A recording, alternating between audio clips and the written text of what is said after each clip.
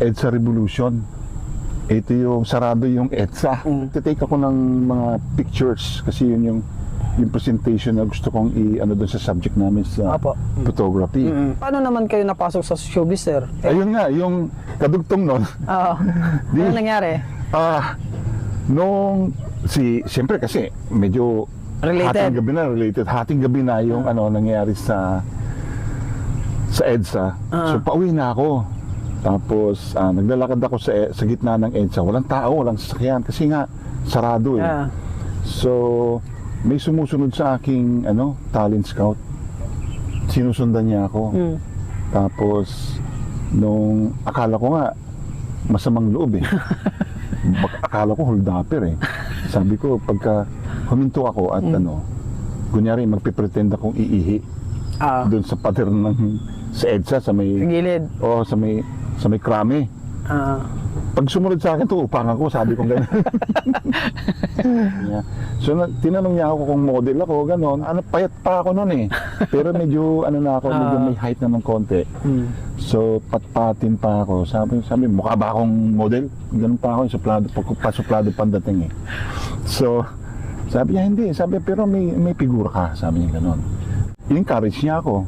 Binigyan niya ako ng calling card, sabi niya kung gusto mo, sabi niya hindi kita pipilitin, sabi niya, pero ibigay ko sa yung calling card, sabi niya pag nagbago isip mo, tawagan mo ako.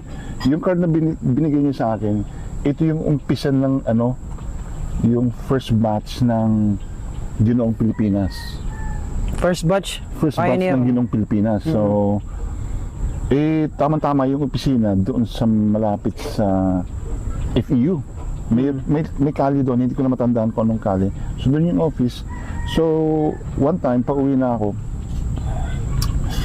galing sa school, nakita ko yung address. Sabi ko dito lang yun eh. So binisita ko. Ayun, doon na nag-start. So pagdating ko doon, pinapasok na ako, pinapirma, ganyan, hanggang sa and then the history. So ang unang project na nagawa ko noon sa TV, yung Handog ng Peta.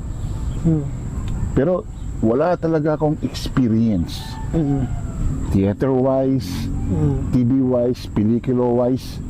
Wala akong experience. Sinarang ko. At all, wala rin workshop dati. Walang workshop. Talagang salang kaga. Kumbaga, fresh from the water, sabi nga nila eh.